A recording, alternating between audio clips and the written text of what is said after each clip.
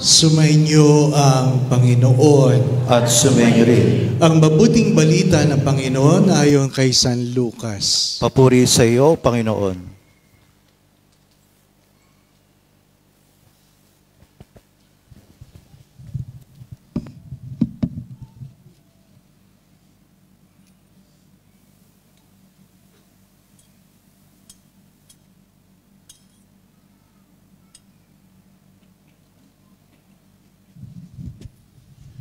Noong mga araw na yon, umahon si Jesus sa isang burol at magdamagdoong nanalangin.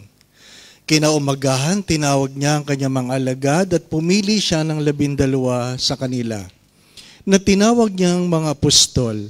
Si Simon, ang pinangalan niya, Pedro, at si Andres na kanyang kapatid, sina Santiago, Juan, Felipe, Bartolome, Mateo, Tomas, at Santiago na anak ni Alfeo, si Simon na makabayan, at si Judas na anak ni Santiago, at si Judas Iscariote na naging taksil.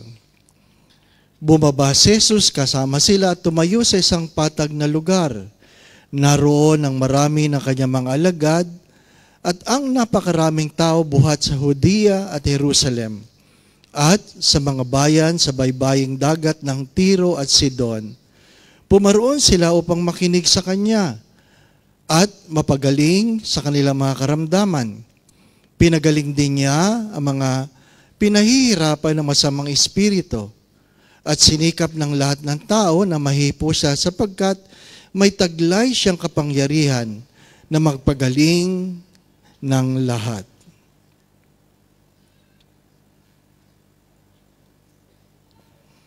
Ang mabuting balita ng ating kaligtasan. Pinupuri ka namin, Panginoong Hesukristo. Maaari na pong maupo.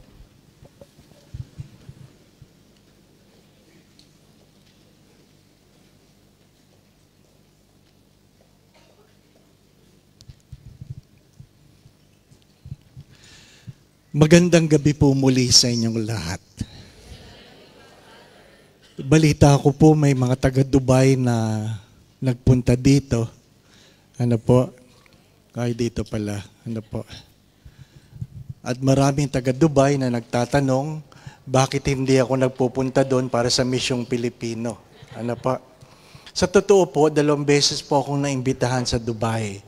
Nandun pa po si Father Chito na ako'y naimbitahan. Kaya lang, yung unang imbitasyon nung nag-oo ako, nagka-COVID. Ano po? Nung pangalawang oo ko, na-stroke ako. Natatakot na ako sa pangatlo. Ano po? Baka kung ano pa mangyari. Ano po? Pero, nasa Diyos yan. Ano? Sabi nga, inshallah. Di ba? Inshallah.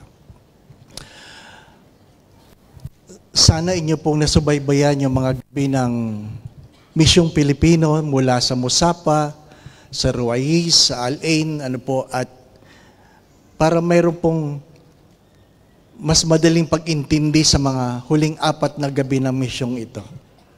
Connecting the dots, ibig sabihin lamang ay sana mayroong malalim na pagkaintindi sa mga karanasan ko saan makita ko ang pagkilos ng Diyos. Kumikilos ang Diyos, kaya lang hindi natin naintindihan kasi hindi natin alam na pagkilos pala yun ng Diyos. Napakaganda po ng Ebanghelyo kahapon tungkol sa isang bulag, tungkol kay Bartimeo, na kung saan, nung siya'y makakita, agad-agad ang kanyang ginawa ay sumunod sa Diyos. Agad-agad. Sumunod sa Diyos. Hindi siya umuwi, sumunod agad. Ano po? At sabi ko nga kahapon, ang mas mahalagang tanong ay, hindi yung kung bakit sumunod si Bartimeo kay Jesus. Ang tanong ay, bakit yung mga nakakakita hindi sumusunod sa Diyos? Sumunod siya kasi siya'y nakakita, isang milagro. Pero ang mahalagang tanong ay, bakit yung mga nakakakita hindi sumusunod sa Diyos? Baka nag-aantay mabulag, no? Hindi mo nakikita ng iyong pagkakaroon ng maayos na paningin ay isang milagro higit kaysa sa isang bulag na makakita. Yung mga nabigyan trabaho muli pagkatapos ng COVID, nagpapasalamat. Salamat sa Diyos, Father, nakakuha uli kami ng trabaho. Pero, yung mga may trabaho, nagre-reklamo, no? Nagre-reklamo. Kasi hindi mo nakikita na yung ikaw ay patuloy na may trabaho, biyaya yon. Milagro yon. Yung mga gumaling sa COVID, nagpapasalamat.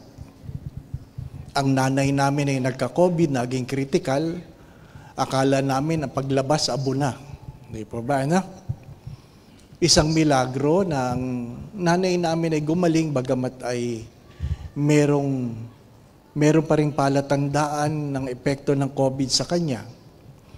Pero yung mga hindi nagka-COVID, biyaya yun. Biyaya yun. May mga namatay sa COVID, pero kayo buhay. Di po ba, anak? Ba't kayo buhay?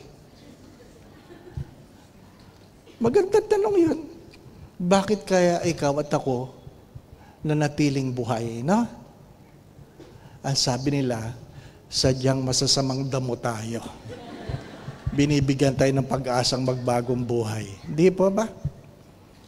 Napakaraming biyaya na hindi natin pinapansin, at dahil hindi natin pinapansin, hindi natin naipagpapasalamat. Palagi ko po itong sinasabi, the only wrong we can correct are the wrongs we can accept. But the problem is that people are willing to accept the wrongs they have done, but they cannot find themselves wrong. May mga taong marunong umamin, kaya lang hindi nila makita na mayroon pala silang dapat aminin. Hindi nila makita. Kasi feeling nila, palagi silang tama. Mga minamahal na mga kapatid, sa gabing ito, hingin natin ang biyaya ng pagkaintindi. Sabi po ni St. Ignatius of Loyola, pag ikaw ay dumudulog sa Diyos, ano man ang iyong gawain, ano man ang iyong mga panalangin, ang una mong dapat hinihingi ay the grace of understanding. The grace of understanding. Ano yung hindi ko naintindihan? Ano yung naintindihan ko kaya lang hindi lubos? Sapagkat kung naintindihan mo, hindi ka nababagabag. Hindi ka natatakot. Hindi ka nagagalit. Kasi naintindihan mo. At kapag naintindihan mo, nagbabago ang iyong pananaw. Ang tawag ni Stephen Covey doon, paradigm shift. Nagkakaroon ng paradigm shift. Ang isa sa magandang halimbawa na ginamit ni Stephen Covey ay yung mag-ama sa isang tren kung saan ang kanyang mga anak ay magulong-magulo sa tren. Takbo dito, takbo doon, ang ingay. At ang ama, tahimik lang. Ngunit, ang ingay ng mga bata, nagdulot ng iritasyon sa mga ibang pasahero.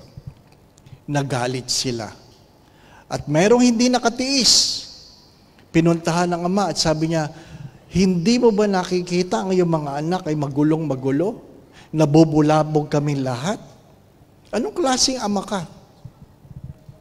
At biglang nahimasmasan ang ama at sabi niya, pasensya na po kayo.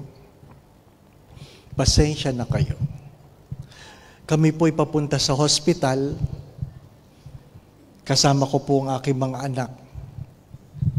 Hindi ko pa po alam kung paano sasabihin sa kanila ng kanilang nanay ay patay na. Ang kanilang nanay ay patay na. At nang sinabi yun ng tatay, lahat ay tumahimik lahat. Nagbago ang pananaw. Bakit? Naintindihan nila. Naintindihan nila. Marami sa atin na nagagalit, nagbubuknot, nagtatampo, nagmumura, yung iba sumusumpa sa mga bagay na hindi natin naintindihan. At sa mga 4 na gabing ito, ay atin pong tatahiin ang mga karanasan, mga bagay na maaring hindi ko naintindihan, kaya ganito ang aking kalooban. Mga magulang na mahirap intindihin, mga anak na mahirap intindihin, asawang hindi mo maintindihan, kapatid na hindi mo maintindihan, o mga kasamang hindi mo maintindihan. O kaya baka ikaw ang hindi maintindihan. Feeling mo palagi kang tama. Ano po? Kaya magkaiba po yung perception sa perspective. Perception versus perspective. Ano po ibig sabihin ng perception? Yan ang pananaw mo sa mundo. Yan ang pananaw mo sa mundo. Ano po? Yan ang pagkaintindi mo sa mundo, dala ng iyong karanasan. Yan ang pagkaintindi mo sa mundo, dala ng sinasabi ng ibang tao. Yan ang iyong perception. Pero, ang ibig sabihin ng perspective ay ano ang tingin ng ibang tao sa iyong nakikita. Anong nakikita nila? Halimbawa, magsulat ka ng number 9 sa sahig. Ano po? Number 9. Pag nakatingin ako dito, number 9 yan. Pero pag nandun ka sa harap, ang tingin mo dyan, number 6. Hindi po ba?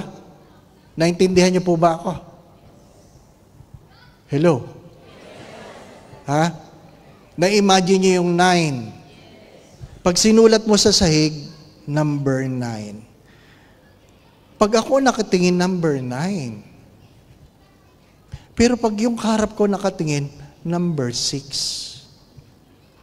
Ang perception ko lang ay 9. Ang perception niya, 6. Pero ang perspective ay, nagpapalit kami ng posisyon. Putting my feet in the shoes of the other. Bakit ayaw natin gawin yon? Kasi feeling natin, palagi tayong tama. Mga magulang, pasensya na kayo. Pero hindi kayo palaging tama. Kailangan yung tanggapin. Hindi kayo palaging tama. At pag nangatuwiran ng anak, baka tama sila. Hindi ko sinasabing tama sila. Ano po? At sinasabi ko sa mga anak yon, pag mali kayo, huwag kayong mga ngatuwiran. Hindi kayo tama. Tatamaan kayo. Ano po? Mahalaga yung tama ang perspective. Yung amin pong bunsong kapatid, meron po siyang anak na special child. Autistic. Nung nalaman niya na special child, kasi hindi nagsasalita, pag tinatawag, hindi nakikinig, at pinatingnan sa doktor, saka lang na-discover na special child. Agad umiyak. Maraming gabi ng pag-iyak na ginawa ang aking kapatid. Kaya bumili ako ng unlimited. Kasi hindi mo alam kung kailan titigil yung pag-iyak. Alam mo sabihin ko, tama na, mahal na. Hindi po ba, ano? So, hayaan mo lang umiyak. Iyak lang ng iyak. Iyak lang ng iyak. At umuwi ako, pinagdasal siya, pinagdasal ang bata, inanoint ang bata. Ngayon ay binata na. Ano po? Special child pa rin. Kailan nagbago ang pananaw? Nung naintindihan ko na wala siyang sakit. The perception, a special child is sick. And every time you look at a sick person, you always ask for healing. For healing. Yun na lang ang panalangin, Lord, sana gumaling. Lord, sana gumaling. Sana gumaling. Pero binago ang pananaw. Na minsan mayroon nagsabi, Father, wala siyang sakit. Kakaiba lang siya. Kakaiba lang siya. At nang pinag-usapan namin na kakaiba siya, nagbago ang aming pananaw. Tumigil na nakahanap ng doktor, ng gamot. Tumigil na ng masisisi. Sapagkat kakaiba siya. Kaya nga special eh. Di po ba? Nagbago ang pananaw. So, hindi siya kinakausap na may sakit. Kinakausap siyang kakaiba. Nagbago. Ano yung mga kinulong ninyo dahil yun ang inyong pagtingin? What are your perceptions? What are your perceptions? Palagi ko itong kinukwento tungkol sa perceptions. Nagpunta kami sa mental health. Ano po? Nagpunta kami kasama mga seminarista. Ano po? At pinaliwanag ng doktor yung mga iba't ibang sakit. Ano po? Pinaliwanag ng doktor yung mga pwedeng maglakad-lakad, yung malaya. Pero may sakit na nakakulong. Bakit? Violente. Hindi sila pwedeng may kasama. So nakakulong sila. At hindi kami lumalapit sa kanila. Baka mahablot ka eh. Hindi po ba? Ano? So naglalakad kaming ganyan. At may sumitsit. Shh! Ay alam niyo naman tayo mga Pilipino, pag may sumisit-sit, lumilingon tayo, di ba? Ano? Sabi ng doktor, huwag mong pansinin, kaya lang napalingon ako eh. Di ba? Agad-agad sabi niya, anong ginagawa niyong dalawa? Di sinagot siya ng doktor, naglalakad. At sabi niya, ba't kayo nakakulong? Di tumigil kami, ano po? Bakit daw kami nakakulong? Di ako napaisip. Ha? Pagka minsan yung mga may sayad, mas marunong eh. At yung mga matino, yun ang may sayad. Di ba? So, tinanong siya ng doktor, bakit mo sinasabing kami ay nakakulong? At ang sabi niya, kasi nasa loob kayo ng rehas. Kasi nasa loob kayo ng rehas. Bakit? Anong pagitan namin dalawa? Rehas. Ang feeling niya, kami ang nasa loob ng rehas. At siya ang malaya. Hindi ko na yun makakalimutan. Pwede kang malayang naglalakad, nakarating ka pa sa gitnang silangan, pero nakakulong ka pala. Piling mo lang malaya ka. Nakakulong ka sa pangit na kahapon, nakakulong ka sa galit, nakakulong ka sa sama ng loob, nakakulong ka sa pagkatakot, malapit ka nang umuwi, lalo ka natatakot. Bakit? Wala kang naipon. Di ba? Binibiro ko yung mga tao. Mayroon silang iPhone, pero walang ipon. Meron kang lamsam pag-uwi, pero wala kang, pension. Ang tanong doon ay, ang naipon mo ba? Kaya bang i-sustain? ay ang iyong retirement age. Di ba? Ano po? Kaya nung ginagawa natin. Pag malapit na, saka mag-a-apply. Hanap ng visa. Kasi nakakulong tayo sa pagkatakot. Nabalitaan ko, mayroong amnestiya sa mga may kaso. Kung ano man, pwedeng umuwi. Pero sabi nung isang kababayan, hindi bali na lang dito. Kasi nagdadialysis ako.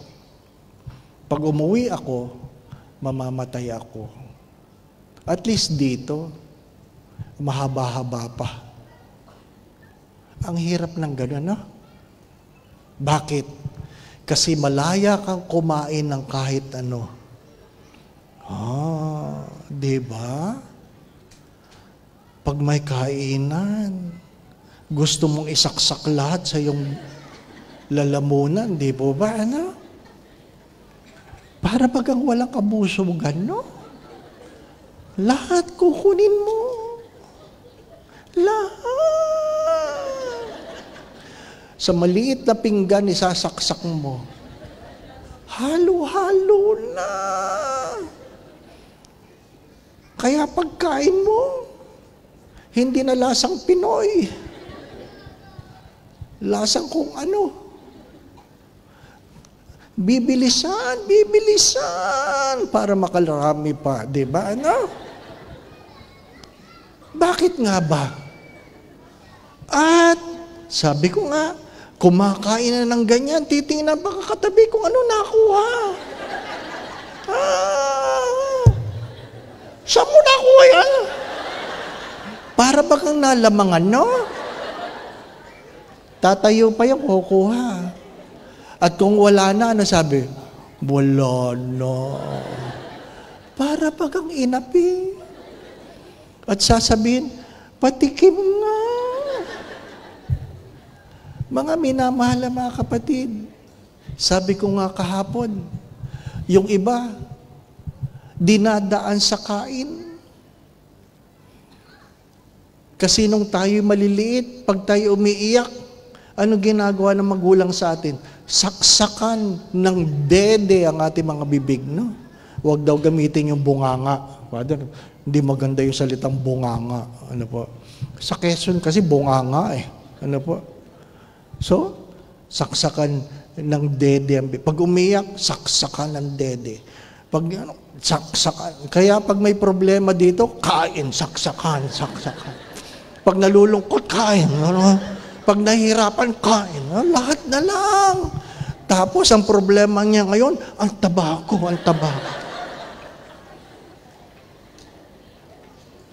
Kasi hindi mo na intindihan. It's good to ask for the grace of understanding so that when you're already understood it, you will know what to pray for. Anong tanong kahapon ng Diyos kay Bartimeo? Anong gusto mong gawin sa iyo? Anong gusto mong gawin ko sa iyo? You ask the question, what do you want me to do for you? Anong gusto mong gawin ko sa iyo? Sana magbagong asawa ko. Hindi yung asawa mo tinatanong ko, ikaw, anong gusto mong gawin ko sa iyo? Di ba? Sana ang aking mga anak, hindi ikaw, hindi yung anak mo. Nahihirapan tayo sagutin ang tanong na yun. Anong gusto mong gawin sa iyo? Dahil hindi mo naintindihan. Di po ba, ano? Yung mga nangungumpisal, ang kinukumpisal, kasalanan ng asawa, ng katulog, ng anak. Father, ang akin pong anak, nanay, kayo po nangungumpisal. Ano po kasalanan ninyo? Kasi ang asawa, kayo po hindi asawa nyo. Kasi po katulong na, kayo po, ano pong kasalanan ninyo, nanay? Nagagalit yung pare. Tapos sasabihin niya, wala akong kasalanan, Father. Ayan o, malaki yung kasalanan. Sinungaling kayo. Bakit wala kang kasalanan? Hindi sarili mo, hindi mo maintindihan. Di po ba? Ang unang gabing ito ay gabi na paghingi ng biyaya na maintindihan ko. Bago kayo magalit, tanong niyo muna, anong hindi ko naintindihan? Bago kayo maghusga, anong hindi ko naintindihan? Di po ba, no? Sapagkat magiging maayos sana ang buhay kung pinipilit nating intindihin ang ibang tao, hindi lang ang ating mga sarili. Sabi nga ni Stephen Covey, seek to understand rather than to be understood. Kasi kung naiintindihan mo siya, pipilitin niyang maintindihan ka rin. Yung mga nagsasabing, alam mo, nagbago ka. Huwag niyo na itanong, anong pinagbago ko? Huwag niyo na itanong yun. Ang sabihin niyo kagad, nagbago ako dahil nagbago ka. Di ba? Nagbabago ang relasyon dahil nagbabago ang ibang tao. Dati ka namang malambing, ngayon hindi na. Bakit? Kasi yung dating naglalambing sa'yo, hindi na. Dati ka mapagbigay, ngayon hindi na. Kasi minsan ka nangailangan, napagdamutan ka. Ano ang mga karanasan? Pero palagi ko yan sinasabi, na ano? Kapag sila'y mabuti, maging mabuti ka. Ngunit kapag sila'y naging masama, maging mabuti ka, sapagkat yan ang iyong pagkatao. Naintindihan mo ba yon? Di ba, ano? Kaya pag tumungtong ka sa timbangan at malaki ang numero, hindi kasalanan ng timbangan yon. Kasalanan mo yon. Tama po ba? Tingnan niyo po yung halimbawang yon. Pag tumungtong ka sa timbangan, huwag kang magagalit sa timbangan. Hindi kasalanan ng timbangan ang magsabi ng totoo. Ikaw yon. Ikaw yon. Di ba, ano? Sabi ni Mrs. sa kanyang mister, bumili naman tayo nitong slim na salamin. Tapos, sabi ni mister, wag. Bakit? Di ka kasya. Kasalanan ba na salamin? Hindi. Pag sumikip ang damit, kasalanan ba ng damit? Hindi. Di ba? Sasabihin nyo, kasalanan ng dryer ito. Dryer. Kawawa naman ang dryer. Tinuyo lang ang damit mo, nasisi mo pa. Begin by looking into yourself. What are your perceptions? And what you perceive, you ask and validate it by asking the perspective of others. Natutuwa ako sa isang nanay sa Al-Ain niya, tayo sa Al-Ain. Sabi niya, meron siyang 3 anak. 2 anak. Sabi ko, ano po, marunong ba silang magtagalog? Tinuturoan ko, Father. Kasi karamihan ng mga bata, English na English, di ba ba, ano? So, tinuturoan ko, Father. Buti naman tinuturoan niyo. Opo, Father. Kasi ang hirap magalit ng English. Kaya pala niya gustong turuang magtagalog kasi nahirapan lang pala siyang mag-English, no? Kasi minsan galit na galit daw siya. Galit na galit. Pula na ang tenga niya. Tapos sabi daw ng anak niya, what are you saying, Mommy? Ay, nakakainis yun. Di po ba, ano? Pero maganda din doon, wala siyang kaaway sa hospital. Bakit? Nahirapan siya mag-English eh. Di po ba, ano? So, biyaya. Di ba? Biyaya, no? My dear friends, my brothers and sisters, it is not about what you do not have or what you have. It is understanding why you have those things. Why? Bakit? Bakit bili ka ng bili ng sapatos? Diba? Bakit? Ilang paa ba meron ka? Bakit bili ng bag? Ano bang laman? Di po ba ano? At least yung lalaki, isang wallet lang na makapal, di po ba ano? Makapal na wallet. Pero ayaw niyo kumain sa labas dahil por resibo ang laman. No? Hindi mo alam kung kailan i-refund na. What keeps you holding on things? And you do not know what is garbage and what is essential.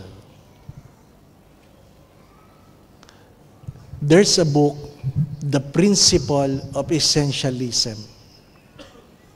If you only understand what is essential, then you will be free. Ang tanong ng aking spiritual director, kailangan ba yan? Diba, ano? Hindi porke pag sale, uy, bili tayo, sale. Di ba? Hindi porke sale, bibilin mo. Hindi. Itanong mo muna, kailangan ba yan? Di ba? Kailangan ba yan? Nung na-stroke ako, marami ng bawal. Sobrang dami ng bawal. Para madaling memoryahin, sabi ng doktor, basta masarap, bawal. Kaya pag may nagbibigay, tanong ko, masarap ba yan? Opo, bawal. Di ba? No? Yung iba sinungaling, hindi to masarap, Father. Kita mo lang matamis na matamis eh. Di ba? My dear friends, my brothers and sisters, unclutter your life by beginning to unclutter your sight. Because there's a big difference between sight and vision. There's a big difference between sight and vision. Anong meron ka? Paningin lang? Walang pananaw? Habang pinapanood ng bata ang kanyang lolo na nag-uukit sa isang pirasong kahoy at pagkatapos mag-ukit, naiukit ng lolo ang isang Buddha. Ang isang Buddha. Tinanong ng lolo ang bata, maganda ba? Hindi sumagot ang bata. Ang sagot ng bata, Lolo, paano mo nalaman na may Buddha sa loob? How did you know that there is a Buddha inside the wood?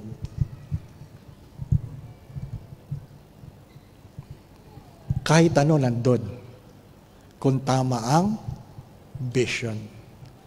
Tama ang pananaw. Pero sa mga tumitingin, ang tingin lang nila dyan ay kahoy. Kahoy. My dear friends, my brothers and sisters, when you go home tonight, I invite you to look at yourselves in the mirror and ask the question, what do you see? What do you see? Do you see an old lady? An old person? A retiring one? Do you see a person holding on to a position? What do you see? Because if you fail to see who you ought to be, then you will never become who you ought to become. Again, my brothers and sisters, We begin our evening of Misyong Pilipino by the grace of understanding. So when God speaks, you listen. You listen to understand. You don't listen to question the words of God. Amen. Ingat po sa pag-uwi. Baka makatulog lampas kayo. Kukunti ho tayo ngayon, parang 2,500 lang. Bukas mas marami, ano po. Pero sa Biyernes, alam ko marami. Kaya lang wala na ako. Again, my brothers and sisters, ask for the grace of understanding. Because the common reason why we complain, why we grumble, why we pray the wrong prayer, is because we have failed to understand. Seek to understand rather than to be understood. To have a sight is not enough. What we seek is vision. Hindi lang yung nakakakita, kundi mayroong tamang pananaw. Sigurado ako sa gabing ito, mayroong mga pinagaling sa karamdaman. Ano po? Sana ikaw yun. Ano po? Sumainyo ang Panginoon. At sumainyo rin. Magsitungo kayo tingin ang pagpapala ng Diyos. Naway patuloy kang ingatan ng Diyos, ilayo ka ng Diyos sa lahat ng uri ng kapahamakan, patuloy kang pagkaluban ng kalakasan, kalusugan, at kung ano man ang iyong karamdaman, naway dulutan ka ng Diyos na kagalingan. Gabayan ka ng Diyos sa lahat ng iyong iniisip at ginagawa. Kung mayroon ka man pinagdadaan ng suliranin o pagsubok, tuwangan ka nawa ng Diyos. Alisin ang iyong mga pagkatakot at pangamba. Dagdagan nawa ng Diyos ang iyong pananalig at pananampalataya sa Kanya. Naway pagpalain ng Diyos sa mga gawain ng iyong mga palad. Naway ang iyong pamilya ay kalugdan ng Diyos. Naway pagkaloob sa iyo ng Diyos ang iyong mga panalangin, kung ano man makabubuti, makababanal para sa iyo. Sa tulong at panalangin mga banal, lalong-lalo na ng mahal na Birian, ganyan din ni San Jose. Ikaw ang iyong pamilya ay pagpalain nawa ng Diyos. Sa ngalan ng Ama at ng Anak at ng Espiritu Santo. Amen. Naihandog na natin ang unang gabi ng Misyong Pilipino. Humayo tayo, mahalin at paglingkuran ang Diyos. Salamat sa Diyos.